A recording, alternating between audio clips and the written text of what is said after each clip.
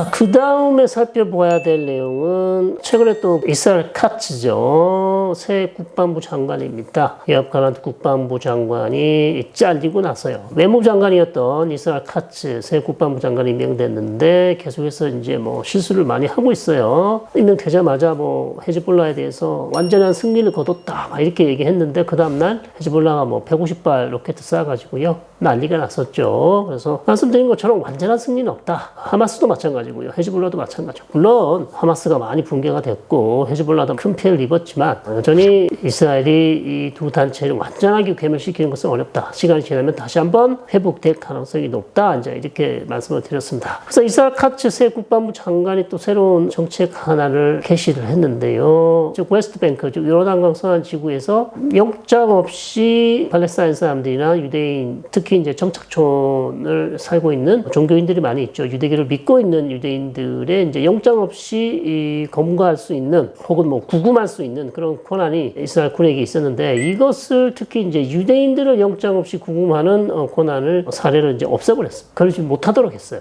자, 이게 이제 무슨 의미입니까, 여러분? 웨스트뱅크는 사실상 이스라엘이 군 통치를 하고 있고, 뭐, 코갓이라고 돼 있죠. 코겟이라고, COGAT라는 조직이 있습니다. 그래서 사실상 이것은 이스라엘 군이 통치를 하고 있고, 그러다 보니 국방부 장관이 사실상 요르단강 서안의 모든 정책 결정을 할 수 있습니다. 물론 총리의 의견을 물어보고 총리가 동의를 해야겠죠. 그래서 요르단강 서안의 정착촌 주민들이 팔레스타인 마을을 공격하거나 팔레스타인 사람들을 공격할 시 이스라엘 군이 영장 없이 바로 체포할 수 있는, 체포해서 구금할 수 있는 권한이 있었고요. 반대로 팔레스타인 사람들이 또 그런 폭력적인 행위를 할 때 영장 없이 구금할 수 있습니다. 그러나 팔레스타인 사람들을 구금할 수 있는 권한은 놔두고 유대인들을 구금할 수 있는 권한을 없애버린 거죠. 자, 이것은 무슨 의미냐면 요르단강 서안에 있는 유대인 정착민들을 자극하는 행위죠.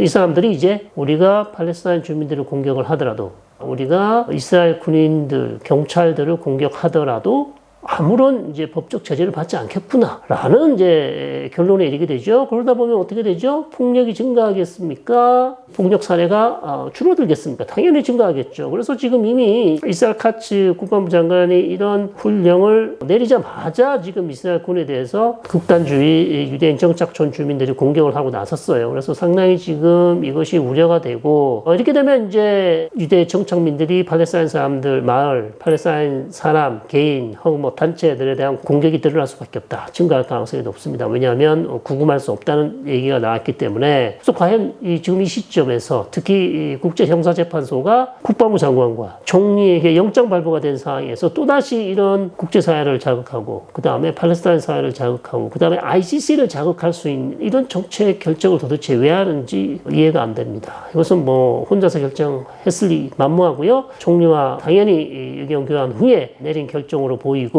결국 이것은 이제 의심을 받는 게 요르단강 서안 정착촌을 더 늘리고 그 다음에 트럼프 대통령이 들어오면 아마도 정착촌 합병을 논의하는 게 아닌가, 합병하기 위해서 이렇게 하는 게 아닌가. 물론 이런 의심을 또 할 수밖에 없는 그런 상황이 됐습니다. 그래서 이것은 상당히 지금 위험한 상황이다 이렇게 말씀을 드릴 수 있고, 가자 지구도 제가 지난 영상에서 말씀드렸습니다만 이스라엘이 특히 이제 구급파들이 가자 북부에 정착촌을 새로 짓기를 원하고 있고, 그러나 가자 주민들에 대한 인도적 지원, 구호품을 전달하기 위해서 미국에 있는 민간기업 GDC라는 그룹을 아마 불러서 그 사람들의 치안과 구호품 전달을 담당하도록 할 것인가, 그리고 다국적 아랍군들이 들어와서 치안을 해주는 방식, 뭐 이런 방식들이 계속 논의되고 있다고 제가 말씀드렸습니다. 그래서 이스라엘군이 직접 구호품을 전달하는 것은 상당히 위험하다. 왜냐하면 하마스의 공격을 받을 수 있기 때문에. 그래서 오히려 민간기업 체계에 그것을 넘기는 게 낫지 않느냐 이렇게 얘기가 나오고 있는데, 결국 이렇게 되는 것은 민간기업과의 계약을 통해서, 즉 민간 구호품 전달 기업이 들어오게 되면 결국 그것을 관할하는 것은 이스라엘 군이 관할하는 것이기 때문에 사실상 가자 지구를 이스라엘 군이 통치를 하는 것과 똑같다 라고 이제 판단할 수 있는 것이죠. 결국 현재 가자 지구의 미래는 그렇게 될 가능성이 상당히 높아 보인다. 이제 트럼프 대통령이 와서 이제 앞으로 나타냐후 총리와 어떤 정책을 결정할지는 모르겠으나요, 현재로서는 그럴 가능성이 상당히 높아 보인다. 이렇게 말씀을 드릴 수 있겠고, 또 하나의 뉴스가 들어온 게 있는데요. 두바이에 있는 하바드라 그러죠. 전 세계에 퍼져 있는 유대인 선교 단체, 그 다음에 전 세계를 여행하는 유대교를 독실히 믿는 종교인들을 위해서 만든 일종의 유대교 선교 단체입니다. 그래서 이게 두바이에 있었는데요. 두바이에 있는 이 단체 랍비 한 사람은 쯔비 코겐이라는 사람이 아마도 아부다비에서 납치가 돼서 지금 두바이에서 살해된 것으로 보입니다. 아인에서 지금 차량이 발견이 됐고요. 이스라엘 쪽에서는 아마도 이게 우즈벡 출신의 아마 범죄 단체가 납치해서 살해한 것으로 보인다. 아직 확정적이지 않습니다. 우즈벡 사람으로 보이고 그 배후에는 아마 이란이 있을 것으로 그렇게 보입니다. 왜냐하면 아무래도 계속해서 이스라엘과 이란 간의 전쟁이 치열하게 전개되고 있고 이란은 계속해서 이스라엘 즉 해외에 있는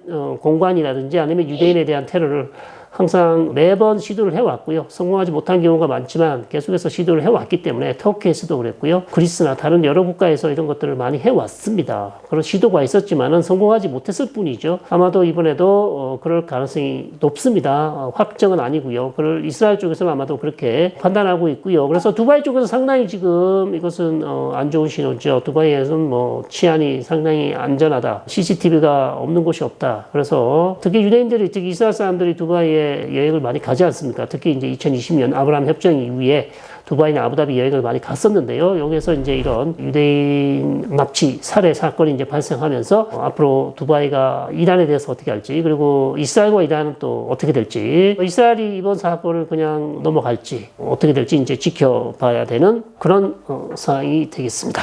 그리고 이제 또 궁금한 것이 트럼프 대통령이 앞으로 어떻게 이란 문제를 풀 것인지 특히 뭐 가자지구 전쟁, 헤즈볼라 전쟁 이미 뉴스에 나온 거 여러분 다 들으셨죠. 나타냐후 총리가 트럼프 대통령이 부담 가지 않도록 1월 20일 전까지 헤즈볼라와의 전쟁을 끝내주겠다라는 뭐 선물로 주겠다 이런 뉴스가 보도가 나지 않았습니까? 그래서 아마도 그 일환으로 지금 계속해서 헤즈볼라와 적극적인 협상을 하고 있는데 협상 타결은 여전히 뭐 아직도 불투명하다 그렇게 말씀드릴 수 있겠고요. 트럼프 대통령이 과연 백악관에 들어온다고 해서 바로 전쟁이 끝나느냐 아무도 알 수가 없죠. 본인이 뭐 전쟁을 싫어하고 전쟁 비용 뭐 전쟁이 계속되면 미국이 계속해서 이스라엘한테 무기를 지원해 줘야 되고 그러나 무기를 지원하더라도 그냥 줄 수 없고 특히 이제 거래주의 비용 이런 것들은 상당히 트럼프 대통령을 중요시하기 때문에 아무래도 전쟁을 하지 않는 것, 비전쟁주의가 트럼프 대통령의 원칙이라고 할 수 있겠습니다. 그래서 아마 가자지구와 사실 뭐 헤즈볼라의 전쟁도 아마도 빨리 끝나면 좋겠지만요. 제가 말씀드린 것처럼 가자지구는 여전히 이스라엘이 계속 거기 이스라엘 군을 배치하고 특히 이제 이스라엘 북쪽 늦자림이라는 가자지구 북부와 남부를 나누는 하나의 큰 회랑을 만들었다고 그랬습니다. 그래서 거기에는 이미 이스라엘 군이 거주할 수 있는 그런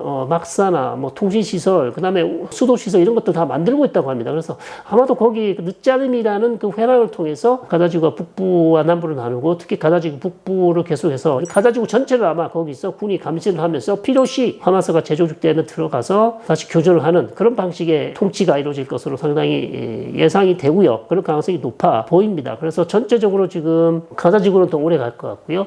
헤즈볼라는 가능성이 있으나 좀 더 지켜봐야 되는 그런 상황이 되겠습니다. 그래서 이란과는 이제 트럼프 대통령이 어떻게 할 것인가 여러 가지 이제 분석들이 많이 나오고 있습니다. 아무래도 사실 뭐 이란이 지금 상당히 어려운 상황에 특히 이제 대리 조직도 많이 망가지고 그 다음에 이스라엘이 10월 26일 20곳을 공습하면서 방공망이 많이 망가졌다. 그 다음에 미사일 생산시설이 많이 망가졌다. 여러 보도가 있었죠. 믿기 나름입니다, 여러분. 제가 처음에 공격 이후에 바로 말씀을 드렸는데 거기에 대해서 뭐 많은 다른 의견들도 많이 있는 거 알고 있습니다. 어떻게 이스라엘 언론을 100% 믿냐? 이란은 전혀 손실이 없다. 어떤 피해도 입지 않았다고 얘기하고 있지만 여러분 많은 외신들이 이미 인정을 하고 있고 그 다음에 위성사진 이런 것들을 보시면 사실상 많은 피해를 입은 것으로 보이고요. 그 다음 특히 이제 트럼프 대통령이 당선되고 나서 이란이 살짝 지금 보복 공격을 많이 미루고 있습니다. 그러나 여전히 뭐 일부 관리들 특히 뭐 외무장관 아바스 아락치 외무장관은 여전히 뭐 보복을 하겠다. 뭐 시점과 수위는 여전히 뭐 우리가 결정하겠다 이런 얘기들을 계속 하고 있어. 반복된 그런 아주 상반된 그런 메시지들이 계속 나오고 있어요. 그래서 조금 더 지켜봐야 되는 상황이고 물론 이제 트럼프 대통령이 당선되고 나서 상당히 뉘앙스 분위기가 많이 바뀐 것은 맞습니다. 이란이 상당히 이제 트럼프 대통령하고는 악연이 있기 때문에 상당히 조심하는 그런 모습을 보이고 있고 자 그러다 보니 이제 트럼프 대통령이 핵협상 타결 가능성이 높지 않냐 이제 이런 이제 분석들이 많이 지금 나오고 있습니다. 그래서 이제 트럼프 대통령이 들어오고 나서 이란과의 관계는 저는 all or nothing이다. 백도 아니면 뭐다. 최악 아니면 최선이죠. 최선의 경우는 말씀드렸습니다. 이란이 어려운 상황에 있고 그 다음에 경제 제재를 풀어야 하는 절체절명의 지금 국가 위기 상황에 있고, 자, 이런 상황에서 마땅히 지금 미국과 이스라엘이 이란의 핵시설을 공격하면 거기에 대비해서 키워온 헤즈볼라가 많이 망가진 상황에서 이란이 과연 할 수 있는 게 뭐가 있는가. 그리고 탄도미사일도 상당히 많이 지금 썼고요. 물론 생산을 계속 하고 있겠습니다만 또 생산시설이 또 공격을 받은 상황에서 이란의 선택지는 역시 트럼프 대통령과의 핵 협상 타결을 통해서 제재를 풀고 서방과의 교역을 재개해서 경제 재건. 충분히 가능한 얘기입니다. 그 다음에 상당히 논리적이죠. 누가 봐도 그렇게 해야 될 그런 상황이라고 인정합니다. 잘 됐을 경우가 그렇고요. 그 다음에 누가 봐도 그렇게 가기를 원하는데 그렇게 가지 못하는 이유는 역시 트럼프 대통령이 협상을 어떻게 추진할 것인지, 그 다음에 핵만 협상을 할 것인지, 아니면 탄도미사일이라든지 대리조직 지원 중단, 뭐 이런 것들을 다른 조건들을 걸 것인지, 그 다음에 지금 트럼프 대통령이 임명한 주요 국방 외교 관리들을 보면 대부분 친이스라엘 아니면 유대인들. 자, 이런 상황에서 과연 이란에 대해서 그런 아주 호의적인 그런 협상 개시가 될 수 있을지, 순조로운 협상이 시작될 수 있을지, 아주 고자세에서 전혀 뭐 유화적인 제스처를 보이지 않는다면 협상 개시가 좀 어렵지 않나. 물론 협상 개시가 되더라도 말씀드린 것처럼 다른 조건들을 계속 건다면 이란이 과연 그런 조건들까지도 수용하면서 과연 핵 협상을 계속 진행할 수 있을 것인지, 이 부분이 저는 이제 여전히 남아 있다 그렇게 보이고요. 그래서 일부 이스라엘 분석을 보시면 all or nothing입니다. 그래서 핵 협정 or 전쟁입니다. 핵 협정이 되거나 아니면 남은 옵션은 전쟁이죠. 물론 트럼프 대통령 전쟁 싫어합니다. 누구나 다 알고 전쟁은 비용이 많이 들고요. 또 그렇게 되면 뭐 중동 지역 정세 너무나 복잡해지고 유가 오르고요. 상당히 뭐 전 세계적인 파장을 일으킬 수 있겠죠. 그렇기 때문에 그럴 가능성은 상당히 낮다고 봅니다만 여전히 뭐 협상이 잘 되기를 바라면서요. 협상이 안 되면 정말 어려워질 수 있다. 이렇게 이제 정리를 하도록 하겠습니다. 자, 끝으로요. 이란에서 나온 뉴스죠. 알리 하미네이 최고 지도자의 후임이 결정됐다는 그런 보도들이 계속 나왔습니다. 아들이 됐다는 얘기가 나와 있어요. 모자타바 하메네이죠. 아들인데요. 아들이 지금 전문가위원회라 그랬죠. 이란의 최고 지도자를 결정하는 위원회입니다. 거기서 선출이 됐고요. 이것은 아마 라이시 대통령이 헬기사고로 사망한 이후에 알리 카메네이가 적극적으로 전문가 회의에서 후임자를 뽑아라 그랬다는 얘기가 있고, 그래서 상당히 이제 반대가 많았다고 합니다. 왜 아들을 다시 뽑냐? 왜냐하면 이것은 거의 왕정이랑 마찬가지지 않습니까? 최고 지도자의 아들을 임명한다는 것은 국왕과 뭐가 다르겠어요? 1979년 이란이 이슬람 혁명을 한 이유가 뭡니까?